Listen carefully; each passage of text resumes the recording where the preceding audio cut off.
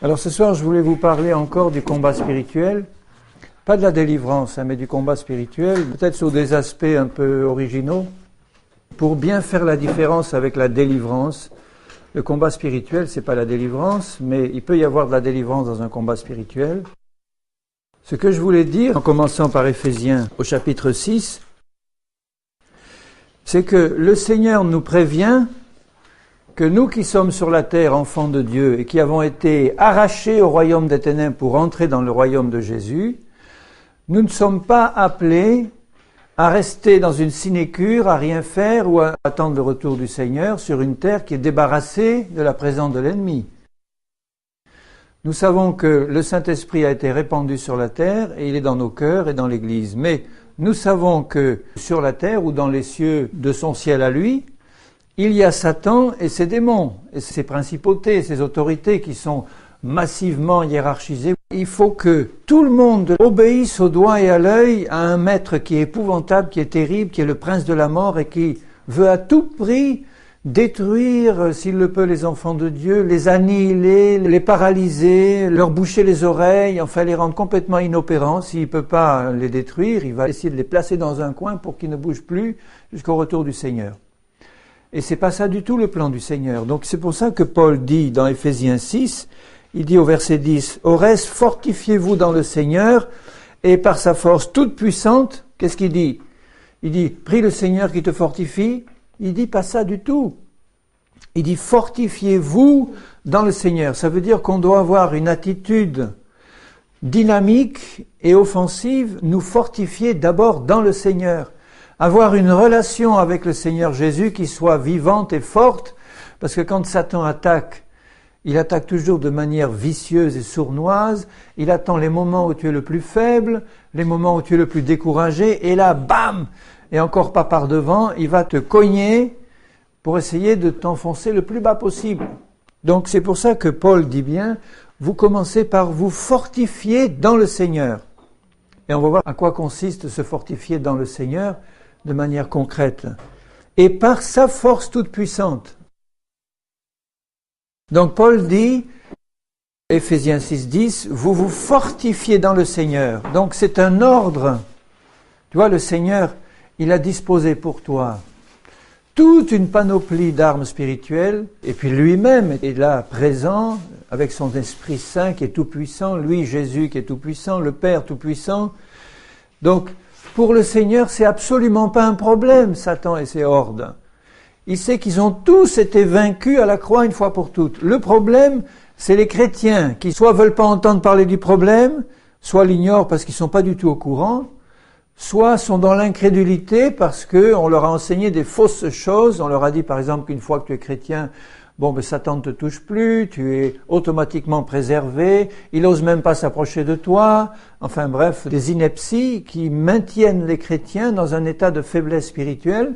C'est comme si on demandait en période de guerre, en plein front, à un soldat d'aller se balader comme ça sur la ligne en disant, maintenant que tu fais partie de l'armée la plus puissante du monde, tu vois, tes chefs sont les meilleurs du monde, c'est l'armée la mieux équipée. Tu risques rien, il va pas oser s'intéresser à toi, l'ennemi. Mais si l'ennemi est là, c'est un ennemi vicieux, un ennemi de partisans qui t'attaqueront par derrière et qui essaieront de te faire sauter par les moyens les plus vicieux, tu es en position de danger de mort. Et il te dit, revêt-toi de toute ton armure, fais attention, sois prudent, attaque, résiste à l'ennemi, etc. Il y a toute une série de conseils dans le Nouveau Testament qui montrent que nous sommes constamment attaqués par l'ennemi qui veut nous détruire ou nous paralyser. Et Dieu met à notre disposition des armes toutes puissantes et il nous demande de nous en servir. Alors, il nous dit de nous en servir par sa force toute puissante et dans la foi. Il ne s'agit pas d'aller jouer les Don Quichotte et les Matamor et puis de dire, où sont les démons, que je les chasse, parce que maintenant, non, c'est pas ça du tout, c'est être rempli de la présence du Seigneur, du discernement du Saint-Esprit, de la sagesse de Dieu, et être revêtu de toutes les armes de Dieu, avancer sur le chemin qui est Jésus et qui nous montre, et chaque fois que l'ennemi se présente et que l'ennemi nous attaque, le discerner, voir vraiment qu'il s'agit d'une influence spirituelle et pas du microbe un tel ou de telle attitude psychologique négative, c'est pas ça du tout, hein. Il ne s'agit pas non plus de voir des démons derrière chaque arbre, Mais il s'agit de voir notre position en Christ. C'est ça qui manque aux chrétiens. C'est que beaucoup de chrétiens ont l'intelligence spirituelle obscurcie, soit par l'ignorance, soit par l'incrédulité, et ils ne voient pas quelle est leur position en Christ pour pouvoir s'engager dans ce combat dans une attitude de vainqueur. Soit ils ne s'engagent pas du tout dans le combat parce qu'on leur a dit que Satan était plus du tout dans le jeu, il ne s'occupe pas de toi.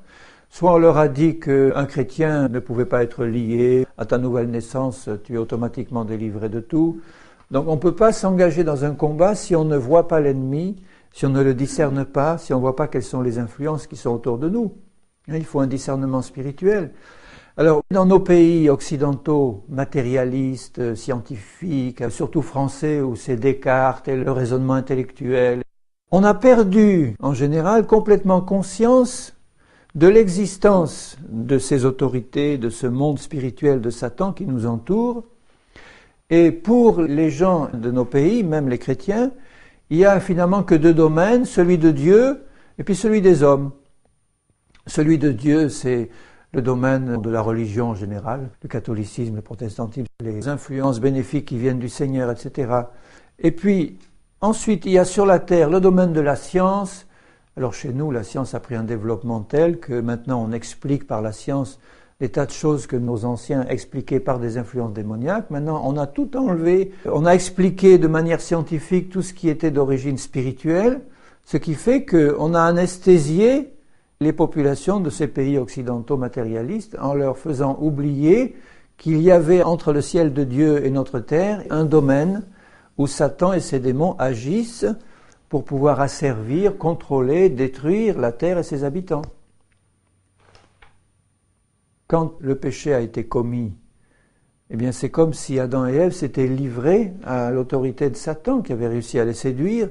Le péché est entré, le prince des ténèbres de la mort qui contrôlait le péché a eu à ce moment-là autorité sur eux par la mort, par le péché, par la désobéissance, et ça s'est transmis à toute l'humanité qui s'est séparée de Dieu. Peu à peu, n'a plus du tout conscience de la présence de Dieu, puis ensuite de la présence de ses démons et de ses autorités. Mais aller dans les trois quarts du reste du monde, aller dans les pays d'Afrique, dans les pays d'Asie, où ils vivent en permanence dans le monde des esprits, où de la naissance à la mort, c'est le contact avec les esprits, le monde spirituel. Ils savent très bien ce que c'est. Et un chrétien qui se convertit là-bas, il sait très bien qu'il n'a pas affaire qu'à Dieu et à la science sur la terre, qu'il a affaire à des tas de puissants, d'esprits mauvais, méchants qui sont tout autour. Il ne faut pas croire qu'ils limitent leur présence à l'Afrique et à la Chine ou au Japon. Ils sont tout aussi nombreux ici chez nous, sinon peut-être plus parce qu'ici chez nous, personne ou presque ne fait attention à eux, quoique de plus en plus maintenant les gens, parce qu'ils ont un besoin spirituel, ils découvrent et ils s'ouvrent à un domaine spirituel inconnu, mais qui est celui du spiritisme, de l'occultisme, de l'ésotérisme, sans se rendre compte, en croyant que c'est de Dieu parce que c'est du domaine spirituel, sans se rendre compte que tout ça c'est contrôlé par Satan. Le domaine des guérisseurs, le domaine des médecines douces, le domaine de la méditation transcendantale, de tout ça c'est entièrement contrôlé par Satan. Et comme on a anesthésié les populations de nos pays par la science et la technique, Satan réussit à s'infiltrer en prenant un déguisement scientifique. Quand j'étais professeur de psychosociologie à Grenoble, j'avais reçu la visite d'un homme alors parfaitement bien mis, costume, cravate, attaché caisse et tout. Il était venu me présenter les dernières recherches scientifiques et les développements récents de toutes les études scientifiques sur la méditation transcendantale du Maharishi, le gourou des Beatles et des célébrités. Et ils avaient fait toutes sortes d'études scientifiques sur les effets bénéfiques de la méditation, sur les ondes cérébrales, sur la sécrétion des sucs dans le corps, des hormones et tout, qui montraient qu'il y avait un effet positif. Alors, ils ont repéré les professeurs de psychologie à l'université, puis ils allaient systématiquement les démarcher, leur sortir leur mallette de vendeurs, et ils essayaient d'accrocher avec un emballage scientifique ceux qui pouvaient se laisser accrocher, parce que c'est vrai que ça a un aspect extraordinairement intéressant. Il y a des études qui ont été faites qui montrent que le yoga par-ci, le yoga par-là, la méditation, mais on ne parle pas de tous les effets mauvais, et en particulier des liens spirituels sataniques qui sont mis dessus quand on s'engage dans ces choses-là.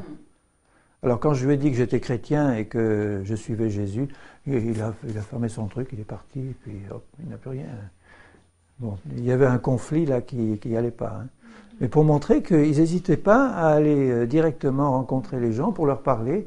Ils n'allaient pas dire, je vais vous inviter à une séance de transe hypnotique. Non, on vient vous parler d'études scientifiques, de bonnes choses réelles. Donc, dans nos pays à nous, les gens ont oublié qu'il y avait le ciel de Satan avec tous ses démons, ses principautés et ses autorités. Alors maintenant, dans l'Église, on dit « Ah, mais c'était peut-être valable du temps de Paul et des anciens, parce qu'ils étaient un peu diminués, enfin, scientifiquement et tout ça, ils n'étaient pas dans le coup. Ils étaient encore dans un état semi-sauvage, et comme le Gadarénien et tout ça. Maintenant, on a évolué, on est devenu beaucoup plus rationnel et scientifique, et maintenant, on peut expliquer scientifiquement toutes ces choses-là. On a des termes psychologiques, c'est une névrose, psychopathe, machin, et puis voilà, alors on envoie le sujet ou le malade à un psychiatre, ou chrétien si possible, si c'est un chrétien qui est malade, et puis on essaye d'expliquer scientifiquement tous ces symptômes pour proposer des solutions humaines et scientifiques, mais ça marche pas, parce qu'on ne s'intéresse pas au domaine spirituel et à la cause qui est derrière. Alors, il faut tomber ni dans un excès ni dans l'autre. L'autre excès, c'est celui des restes des populations mondiales qui vivent tellement dans le domaine spirituel qu'ils n'ont pas toujours le discernement pour savoir si ça vient de Dieu ou si ça vient du malin. L'autre excès, c'est chez nous, où on s'engage sous un couvert scientifique, chez nous, dans toutes sortes de pratiques qui deviennent de plus en plus occultes et qui n'ont comme origine que Satan. Alors on est dans ce combat-là, nous. On a autour de nous des esprits mauvais, méchants, des dominations, des hiérarchies qui n'ont qu'un seul but, c'est de nous attaquer, de nous détruire s'ils le peuvent. S'ils le peuvent. Et bien souvent, ils le peuvent. Alors, il faut vraiment piétiner cette fausse doctrine que les chrétiens ne peuvent pas être liés par des esprits méchants, ou que les chrétiens ne peuvent pas avoir d'esprit en eux, dans leur corps ou dans leur âme, ou que les chrétiens ne peuvent pas avoir de lien spirituel causé par des démons sur eux. Ce ne sont pas des choses qui sont vraies. La Bible montre bien que des chrétiens qui ont cru et qui ont été baptisés peuvent être dans les liens d'iniquité ou peuvent avoir leur cœur rempli de Satan. Je citerai que 2 exemples dans le Nouveau Testament, c'est Simon le magicien, je vais vous le montrer dans Acte 8. Simon était un grand magicien, il faisait de grands prodiges par sa magie, et dans Acte 8 et au verset 13, il est écrit « Simon lui-même crut, et après avoir baptisé, il ne quittait plus. » Donc il a répondu aux conditions fixées par Jésus, celui qui croira et qui sera baptisé sera sauvé. D'après les critères de Jésus, il a entendu l'évangile, il a été touché, il crut et il fut baptisé. Donc il est chrétien. Et tout de suite après, on voit qu'il veut acheter le don de transmission du Saint-Esprit par imposition des mains, il veut l'acheter avec de l'argent.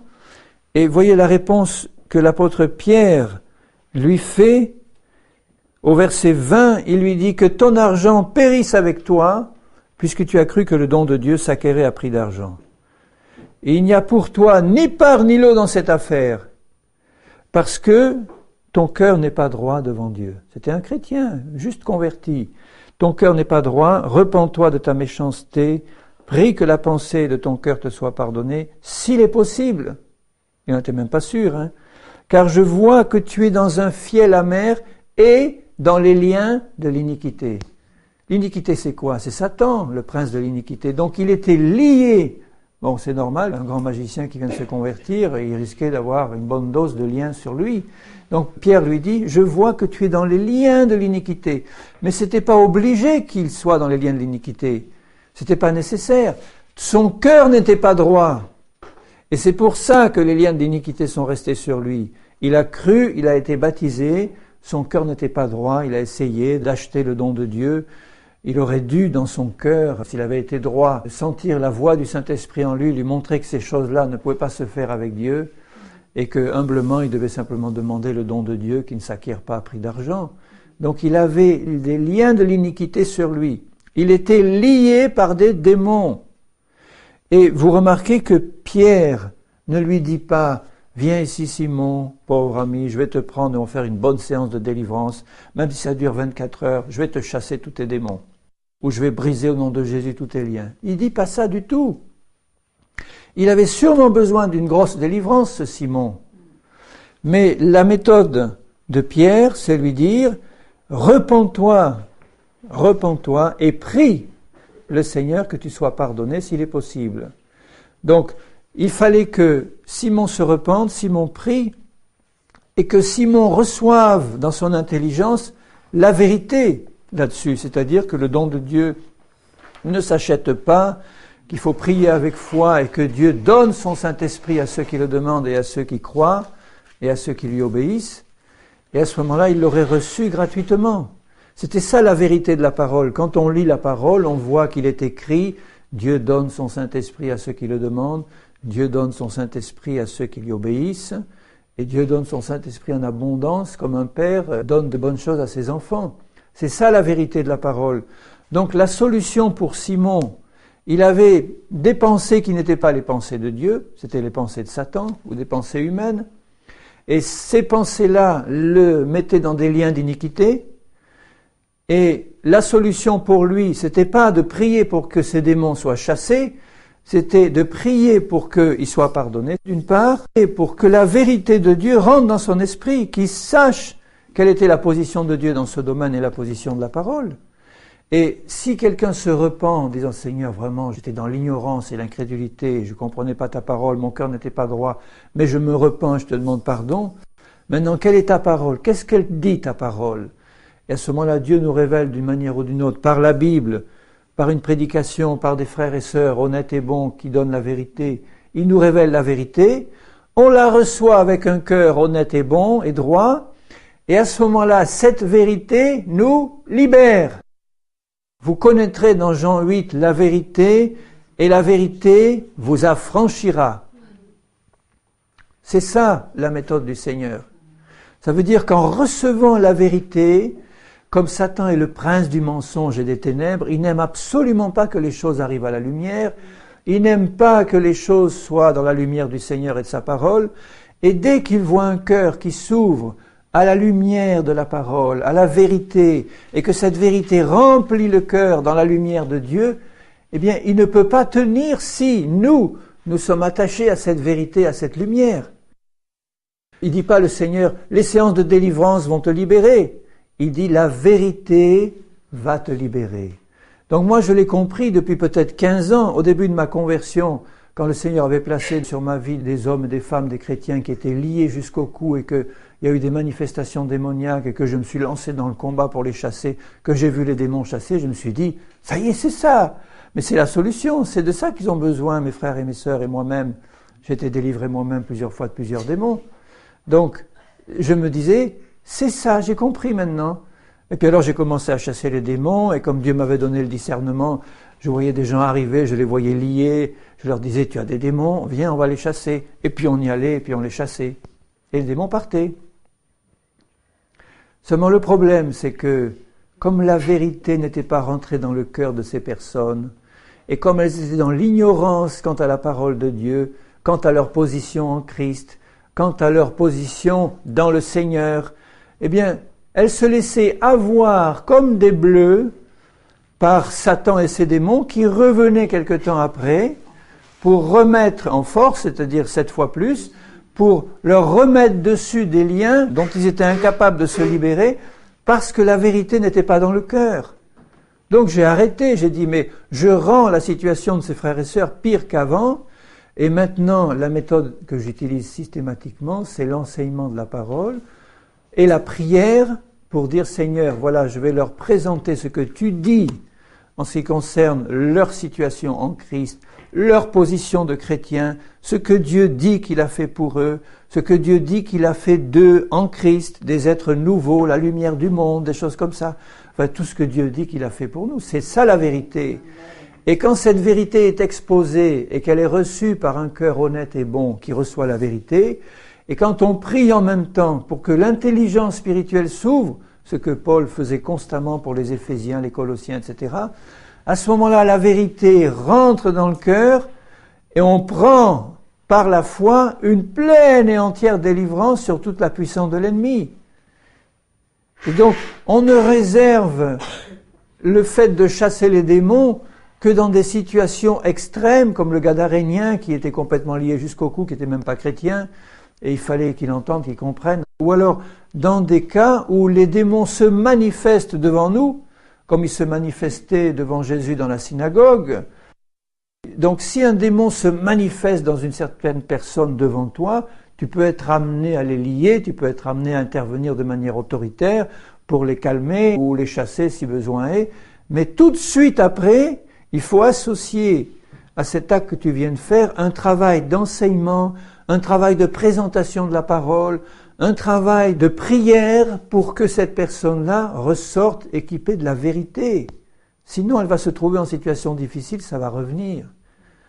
Donc, il ne faut pas s'engager dans la délivrance, comme je le faisais auparavant, il y a 15 ans ou 20 ans, en disant c'est ça la solution des problèmes des chrétiens. Ce n'est pas la solution. Essayez, vous verrez. J'ai essayé des années, ça me semblait marcher, et puis j'étais découragé parce que je voyais que ça ne réglait rien du tout. La solution, c'est celle que Jésus nous montre, enseigner la vérité et la recevoir dans un cœur bien disposé, et c'est la vérité qui affranchit. C'est la vérité qui libère. Il faut un travail d'enseignement de la parole et il faut un travail de prière pour que la vérité pénètre. Et quand la vérité a pénétré dans un cœur qui la reçoit et qui croit, à ce moment-là, elle a une puissance de vie et de libération qui ne permet pas à Satan de s'accrocher. Si par exemple ce seul verset de Galates 5.1, c'est pour la liberté que Christ vous a affranchi, que ce soit la cigarette, l'alcool ou la drogue ou n'importe quoi. Ça veut dire que tu as été libéré par Jésus, ne te laisse plus remettre sous le joug de la servitude, c'est pour la liberté que Christ vous a libéré. Colossiens le dit, à la croix, il a dépouillé les dominations, les autorités, les princes de ce monde de ténèbres. Il les a livrés publiquement en spectacle. Il les a dépouillés de toute leur autorité sur nous, parce que nous avons été transférés en Christ, et nous sommes assis, Éphésiens 2, dans les lieux célestes, en Christ, au-dessus de toute domination, de toute autorité, de toute puissance qui se peut nommer.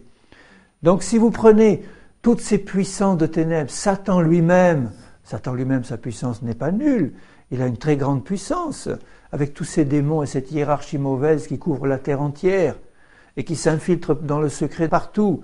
Bon, si vous prenez toute cette puissance-là, ajoutez toute la puissance humaine, des chefs politiques, des chefs militaires, des chefs religieux, tout, vous mettez tout dans le même sac, ça fait une puissance quand même tout ça. Mais en Christ, nous sommes bien au-dessus, assis dans les lieux célestes en Christ, et toute autorité a été donnée à Jésus sur toute la puissance des ténèbres, et il nous l'a donnée.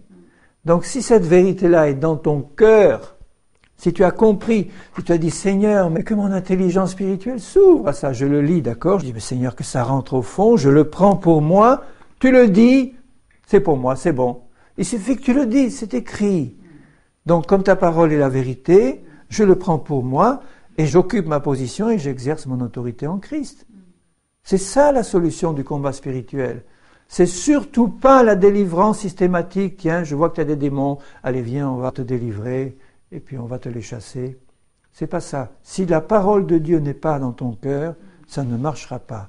Tandis que si la vérité est dans ton cœur, toi-même, tu vas prendre ta position et tu vas prendre autorité. Et tu seras tellement joyeux de voir que ça marche, que tu n'as pas besoin de courir derrière le délivreur, spécialiste des délivrances là, qui fait ces grandes séances publiques où il y a des centaines de démons qui grenouillent là-dedans, il y a des démons qui sortent de tous les côtés, qui passent de l'un à l'autre, et ça hurle et ça crie. Mais c'est pas ça la solution du tout. Alors ça, c'est une satisfaction pour l'ego de celui qui prêche, et quand on voit la puissance de Dieu qui agit. Oh, tu aurais dû venir hier soir, ils étaient tous par terre, et puis ça bavait, ça hurlait, ça criait. J'en ai vu des démons partir, des centaines. Et puis les pauvres gens qui ressortent de là, apparemment tout contents, si la parole de Dieu n'est pas ancrée dans leur cœur, et si la vérité n'est pas là pour les établir dans leur position en Christ, mais dans quelque temps, c'est une pagaille monstre. c'est des vies détruites, c'est des séductions qui rentrent, c'est Satan qui revient 7 fois plus fort, et puis il va pas attendre qu'il y ait le délivreur en place, il va attendre que les autres soient rentrés chez eux tout seuls, et puis il y a un moment difficile, une crise, une petite maladie ou une grosse, un chômage et tout, puis ils sont là, et puis ils sont seuls, ils sont isolés, et là, 7 fois plus puissants, les voilà qui arrivent, qui reviennent t'attaquer. Et si la vérité n'est pas dans ton cœur, si tu n'es pas établi en Christ, si tu ne connais pas ta position en Christ, comment tu pourras résister? Tu ne peux pas. Tu vas te faire balayer et puis ta situation sera 7 fois pire qu'avant. Et après, quelqu'un qui se trouve dans cette situation-là, quelle va être la tendance naturelle? Il va dire, ah ben oui, j'ai reçu une bonne délivrance, mais ils ne sont pas tous partis. Ah Seigneur, où il est ce gars? Où il est? Ou un autre? Et puis, pasteur, et la plupart des pasteurs, dans beaucoup d'églises, ne croient pas à la délivrance du tout. Donc ça règle le problème pour eux, mais ça ne règle pas le problème des pauvres qui ont besoin de délivrance. Dans les églises, le fait de croire que quand tu es chrétien, tu ne peux pas être lié, c'est fini, que tu ne peux plus avoir affaire à des démons et à des attaques de Satan parce que tu es chrétien, mais ça met les chrétiens dans une position épouvantable quand ils sont attaqués et liés. Mais la solution n'est pas d'enseigner la délivrance. La solution n'est pas de pratiquer la délivrance comme je viens de vous le décrire. La solution est d'enseigner la vérité, d'enseigner la parole.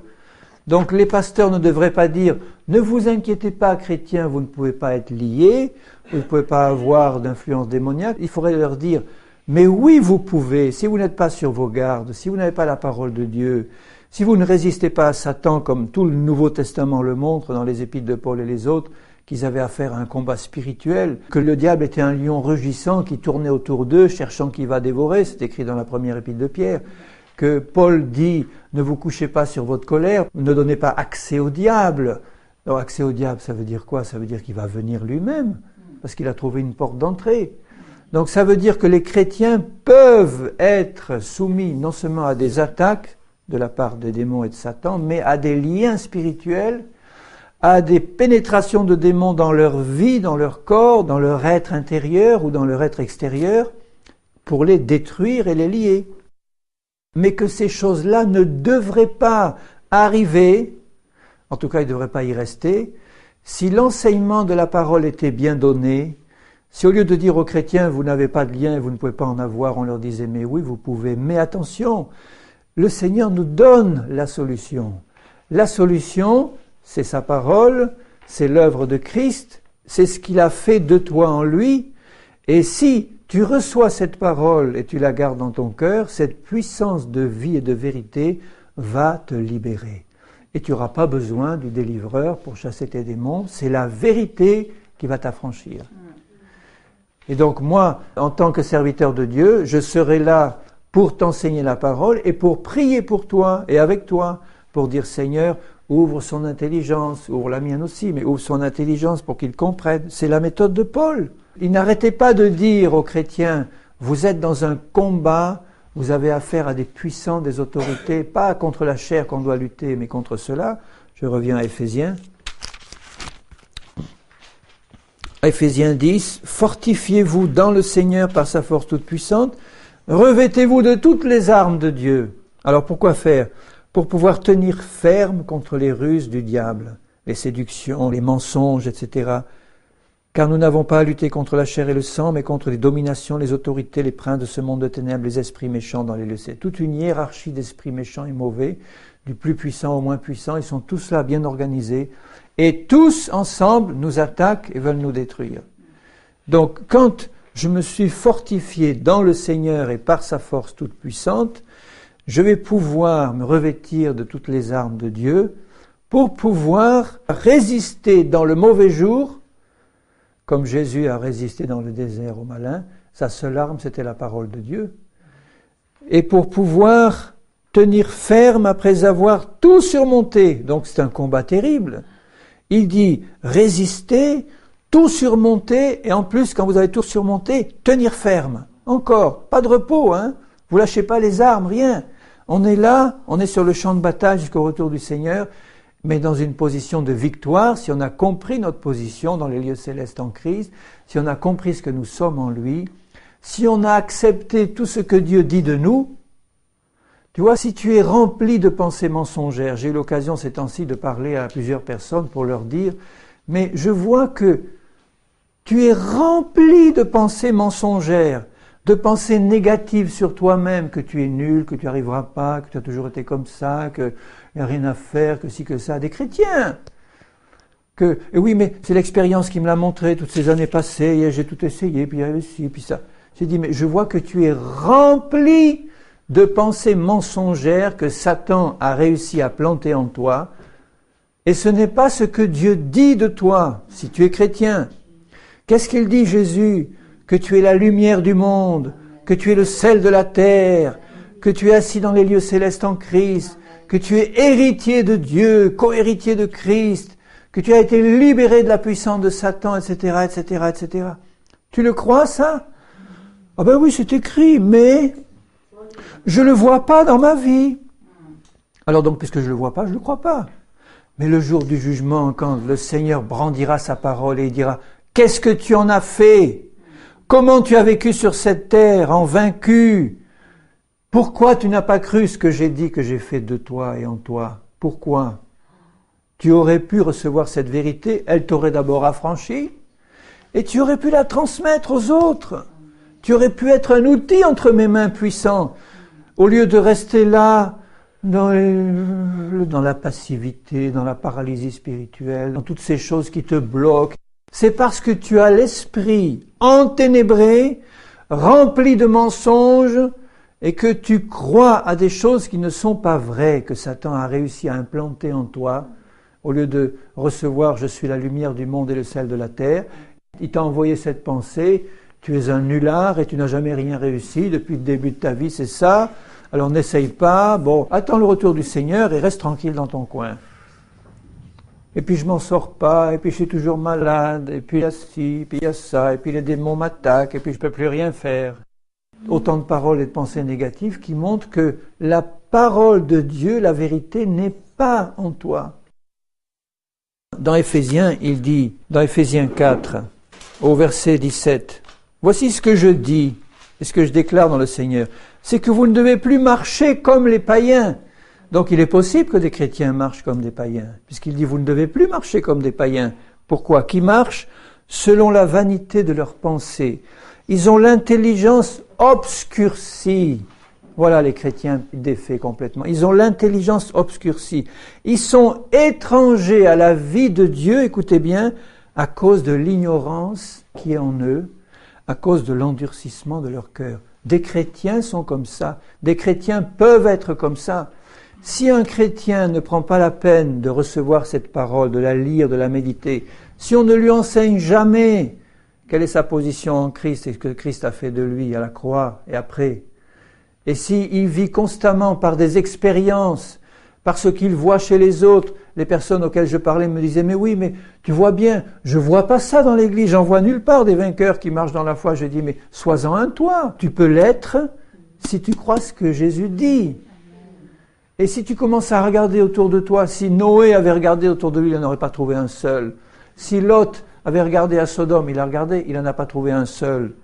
Alors s'il avait dit, parce que j'en trouve pas un seul, c'est pas possible de marcher fidèlement avec Dieu, donc laissons tomber, puis faisons comme les autres. Mais il ne serait pas monté dans l'arche. Et l'autre aurait péri dans le désastre de Sodome et de Gomorrhe. Donc il ne faut pas qu'il en soit ainsi pour nous, mes frères et mes sœurs. Nous ne devons pas avoir l'intelligence obscurcie comme les païens. Nous ne devons pas être étrangers à la vie de Dieu à cause de l'ignorance qui est en nous. Un chrétien qui est dans l'ignorance, un chrétien qui ne connaît pas sa position en Christ, c'est un chrétien qui a l'intelligence obscurcie et qui a l'esprit embrumé par des mensonges, qui est dans l'ignorance, qui est donc entièrement pieds et poings liés entre les mains de Satan. Il ne connaît pas la vérité l'a pas affranchi. Tu as été libéré par Christ. Tu as été entièrement libéré de tout lien, de toute autorité de Satan sur ta vie. Tout ce qu'il te faut, c'est le savoir, le croire et le garder dans ton cœur, cette assurance que donne la parole. Quand tu as dans le cœur cette assurance que donne la parole, tu as la foi. La foi est une ferme assurance des choses qu'on espère, qui viennent de la parole de Christ. Et si tu reçois cette parole dans un cœur ouvert, et si tu prends pour toi tout ce que Dieu dit de toi dans la parole, en tant que chrétien, mais tu vas voir la puissance de vie de cette parole te remplir et te transformer complètement. Je parlais avec quelqu'un d'autre qui me disait « Oui, mais moi, je sens que j'ai des capacités, mais malheureusement, j'ai jamais eu l'occasion de les manifester. Et puis je vois d'autres qui sont plus jeunes que moi et qui ont plus de diplômes que moi et puis qui maintenant réussissent mieux, alors que moi, je sens que j'aurais pu faire autant, mais maintenant, je suis en train de passer à côté. » Enfin, ce genre de raisonnement-là. Et moi, je lui ai dit « Mais tu as cru des mensonges de Satan. Tu peux être humainement le plus petit des balayeurs, j'ai rien contre les balayeurs, hein, je dis, mais je veux dire socialement, éducation zéro, à peine lire et écrire, juste ce qu'il faut pour pouvoir, vis-à-vis du monde, tu es une balayure. Enfin, je veux dire rien du tout. Tu vois, tu as pas de diplôme, tu as rien, tu as même pas ton bac. Mais comment tu peux réussir dans cette vie? Donc si tu vas dans le corps de Christ avec cette mentalité-là, ce genre de complexe d'infériorité, si tu gardes ces pensées mensongères que tu as eues dans le monde, là où tu étais avant, où on t'a dit que si tu n'as pas de diplôme, tu réussiras rien, que tu vas être un minus si tu n'es pas dans un certain niveau de catégorie sociale, et que jamais tu vas gagner ta vie correctement, et que tout ça, tout ça. Si tu gardes ce genre de pensée, ce sont des mensonges qui vont contrôler ta vie et qui vont te maintenir dans les liens de l'ennemi. Il faut t'en dégager de tout ça. Dans le corps de Christ, ni l'origine sociale, ni la noblesse, ni la richesse, ni les diplômes n'ont de valeur. Dieu peut s'en servir, bien sûr, comme il s'est servi pour Paul, mais ça n'a aucune valeur spirituelle. Alors que si tu es rempli du Saint-Esprit, rempli de la vérité de la parole, rempli de la connaissance d'en haut, mais tu vas être un instrument puissant entre les mains du Seigneur, même si tu sais tout juste lire et compter. Et là, j'encourage mes frères d'Afrique, s'ils entendent ça, pour leur dire que c'est pas une question ni de richesse, ni de diplôme. On reçoit des lettres de chers frères africains qui sont constamment en train de mendier en disant « Je suis un pauvre pécheur misérable, mais il me manque ci, il me manque ça, alors j'ai besoin de votre soutien, frère, envoyez-moi soit un peu d'argent, soit ci, soit ça, médicaments, parce que je m'en sors pas. » Mais c'est vrai, et ils souffrent de ça. Et moi, dans mon cœur, je dis « Mais Seigneur, mais je me rends compte que Satan a réussi à planter toutes sortes de pensées mensongères pour les maintenir dans la captivité, pour les empêcher de voir ceux qui sont en Christ et de prendre leur héritage. Mais chez nous, en Europe, c'est pareil. On a plus d'argent et plus de nourriture, mais sur le plan spirituel, combien de masses de chrétiens sont dans la servitude parce qu'ils sont dans l'ignorance, parce qu'ils sont étrangers à la vie de Dieu, parce qu'ils ont l'intelligence obscurcie. On leur sert pas la nourriture qu'il faudrait. On leur parle que d'expérience, de vin nouveau, de Pensacola, de Toronto, de choses comme ça.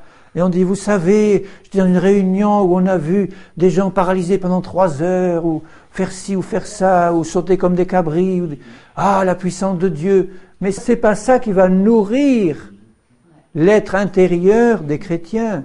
Je suis pas en train de me moquer de certaines manifestations. Je dis, si on nourrit les chrétiens qu'avec ça, avec des expériences, et des prédications où on dit pendant 1 heure, j'étais à tel endroit, j'ai vu telle chose se passer, j'ai fait ça, et puis j'ai vu telle autre chose se passer, et puis alors c'était bien, et puis un tel a eu ça, et puis une telle a eu ça.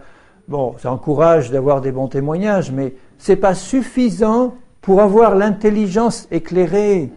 Ce qui éclaire l'intelligence, ce n'est que la parole du Seigneur. C'est ça la vérité. Vous connaîtrez la vérité, et la vérité vous affranchira. Donc, prêchons la vérité, transmettons la vérité parce qu'on l'a reçue, et on va voir des libérations se passer. On va voir les pensées renouvelées et tous ces mensonges que l'ennemi a réussi encore à planter en nous ou qui proviennent encore de notre vie passée. Le Seigneur veut qu'ils soient remplacés par ses pensées à lui, c'est-à-dire sa parole, par ce qu'il dit. Et quand ces choses sont plantées dans nos cœurs, elles produisent la vie de Christ. Et on a la liberté, à ce moment-là, de marcher en vainqueur en Christ sur cette terre. Donc on est dans un combat permanent. Dans ce combat, on a des armes toutes puissantes. Je n'ai pas donné la liste des armes, mais si vous lisez la liste des armes de l'armure d'Éphésiens 6, vous vous rendez compte que toutes ces armes montrent que c'est un chrétien qui marche dans l'intégrité, qui marche pas dans une vie de compromis, mais qui marche dans la vérité, dans la justice, dans la sainteté, dans le zèle, c'est-à-dire qu'il a reçu la vérité de la parole. C'est pas un zèle légaliste de courir aux réunions, de participer aux campagnes d'évangélisation, de distribuer des tracts, etc. C'est pas le fait de faire ça qui me rend zélé pour Dieu, hein, mais c'est le fait d'avoir reçu la vérité, d'avoir le cœur rempli de la vie de Christ qui me donne le zèle, qui me donne la justice, la sainteté par la foi. Donc ce chrétien-là qui est armé, il a reçu la parole de Dieu, il a reçu la vérité, comme ceinture, la foi, la justice, la cuirasse, tout ça c'est le résultat de la parole de Dieu dans sa vie. Il a eu un bon enseignement où il a médité la parole, il l'a accepté, parce que vous pouvez avoir un bon enseignement et méditer la parole et pas accepter la vérité. Il a accepté tout ce que Dieu dit, il l'a pris pour lui, ces choses l'ont transformé, ces choses l'ont équipé d'une armure spirituelle. Et là, dans cette position, avec l'épée de l'esprit qui est la parole, et avec toutes sortes de prières et de supplications, il résiste au malin, il combat, il tient ferme après avoir tout surmonté. C'est la position du vainqueur, ça. Hein.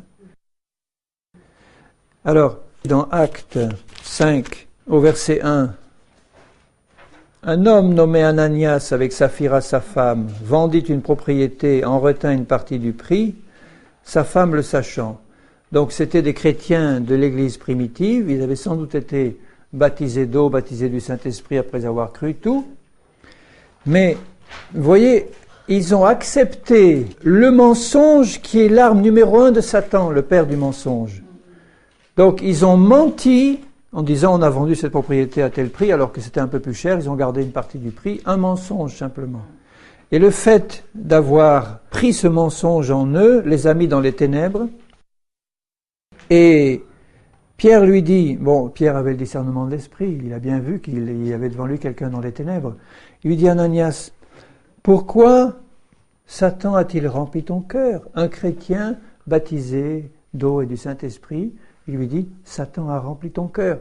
Alors certains diront, ah oui, mais c'est une métaphore, c'est allégorique, c'est une manière de dire, mais c'est écrit. Pierre lui dit, Satan a rempli ton cœur. Alors, moi je ne discute pas de savoir si c'est Satan lui-même qui a rempli son cœur ou Satan qui a rempli son cœur de mensonges qui vient de lui. Le résultat est le même, c'est qu'ils sont maintenant un jouet entre les mains de Satan. Ils sont un instrument dans l'église primitive entre les mains de Satan. Si Dieu avait laissé ces personnes en vie, eh bien le mensonge se serait propagé dans l'église. Et là, comme la présence du Seigneur était évidente et quotidienne, et Pierre lui dit, comment as-tu pu mettre en ton cœur un pareil dessein? Vous voyez, une pareille pensée. Un dessein, c'est une pensée. Donc, Satan a agi par le mensonge, il a suggéré cette pensée-là, et ils l'ont accueillie et ils ne se sont pas repentis. Parce que je suis sûr que le Saint-Esprit a dû commencer à travailler en eux pour leur dire, mais attention, tu entres dans les ténèbres, tu entres dans un domaine qui n'est plus celui de Dieu, tu es en train de mentir à tes frères, à tes sœurs et à Dieu. Le Saint-Esprit immédiatement a dû agir. Et au lieu de se repentir immédiatement, eh bien, ils sont restés endurcis dans leur position, ils n'ont pas écouté la voix du Saint-Esprit, et le Saint-Esprit a parlé à Pierre pour révéler la vérité, tout mettre en lumière. Et ce n'est quand il a dit, ce n'est pas à des hommes que tu as menti, mais à Dieu, Ananias, entendant ces paroles, tomba et expira. Une grande crainte saisit tous les auditeurs, les jeunes gens s'étant levés, l'enveloppèrent, l'emportèrent et l'ensevelirent. Les Juifs enterrent le jour même leur mort, bon, ils l'ont enterré tout de suite. Et 3 heures plus tard, sa femme entra sans savoir ce qui était arrivé. Pierre lui adressa la parole. Tu sais, ton mari vient de mourir, fais attention, il ne faut pas mentir, c'est pas bon. Non, dis-moi, est-ce à ce prix-là que vous avez vendu votre terrain? Oui, dit-elle. Mensonge à nouveau. Et la parole de Pierre, elle est claire. Comment vous êtes-vous accordés pour tenter l'Esprit du Seigneur? Ceux qui ont enseveli ton mari sont à la porte et ils t'emporteront. Et elle expira sur le champ. Vous voyez, l'action du Saint-Esprit de vérité sur des chrétiens qui remplissent leur cœur d'un mensonge de Satan. Et je dis, Seigneur, merci pour ta compassion et ta miséricorde pour nous, aujourd'hui, parce qu'il y en aurait des chrétiens qui expireraient comme ça, parce qu'ils vivent dans le mensonge, ils vivent dans le compromis qui est un mensonge, ils vivent dans l'erreur, acceptée volontairement et pas abandonnée. La compassion et la miséricorde de Dieu, elle s'exerce souverainement, mais il n'est pas obligé de la garder indéfiniment, cette miséricorde et cette compassion. Là, son jugement s'est manifesté immédiatement. Donc, à mesure que la présence de Dieu devient de plus en plus forte dans nos vies, les jugements vont se faire aussi de plus en plus sévères et immédiats. Hein. Comme pour Moïse, ça a été immédiat. Il a fait une chose de travers, lui qui était l'homme le plus patient du monde, il s'est fâché un instant. Dieu lui dit, Moïse, tu vas mourir. Tu ne rentreras pas dans le pays de la promesse. Il avait atteint une position spirituelle telle qu'il fallait que le jugement soit sévère. Et tout ça parce que la vérité n'est pas restée dans son cœur à ce moment-là. La vérité, c'était la parole de Dieu qui lui avait dit « Tu parleras au rocher ». Voilà la vérité de la parole. Il n'a pas gardé la vérité de la parole dans son cœur, il l'a remplacée par ses pensées à lui, et il en est mort. Il ne faut pas non plus rentrer dans la crainte quotidienne qu'on ne va pas y arriver parce qu'on a affaire à un feu dévorant. On a affaire à un Dieu qui nous aime, mais on a affaire à un Dieu qui ne supporte pas qu'on reste volontairement dans le mensonge. C'était ça le problème d'Ananias et de Saphira, numéro 1. Ils étaient restés volontairement dans le mensonge. Comment est-ce que je peux hériter de l'héritage de Christ si en tant que chrétien, je veux rester volontairement dans le mensonge? Tu peux être envahi de pensées de mensonges sans t'en rendre compte, mais nul n'est censé ignorer la parole du Seigneur quand on est enfant de Dieu. Donc si vraiment tu t'intéresses à la parole du Seigneur, tu vas la sonder, et à mesure que tu la sondes et que tu la reçois, la vérité va te libérer. Tu n'as pas le droit de rester toute ta vie avec l'esprit embrumé de mensonges de l'ennemi ou de la chair. Tu as le devoir de recevoir la vérité de la parole, et tu peux savoir que de l'autre côté, il y a un Dieu de vérité qui fait tout pour que par son esprit de vérité, par sa parole de vérité, cette vérité te soit révélée, pour que si tu le désires et si tu pries dans ce sens, puisqu'il voit ta soif, le Seigneur, s'il voit un cœur assoiffé de vérité en disant « Seigneur, révèle-moi ta vérité, remplis-moi de la vérité », eh bien l'action du Saint-Esprit va se faire dans ce sens dans ta vie, ton cœur va s'ouvrir, la vérité va rentrer, tu vas comprendre, et l'ayant comprise, tu vas croire, et tu vas rentrer dans des domaines nouveaux de victoire et de marche par la foi. Voilà le plan du Seigneur. Donc, si tu es dans un combat, et on est tous dans un combat, la seule arme qui te maintiendra, c'est l'amour de la vérité et l'action de la parole de Dieu de vérité dans ta vie, parce que tu l'as prise avec toi.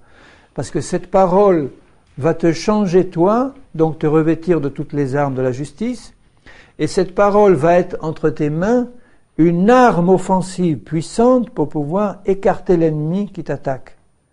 Tu es équipé toi-même parce que tu as reçu cette parole t'a transformé, cette parole t'a équipé des armes de justice, de la sainteté, de la justice, de la foi, etc.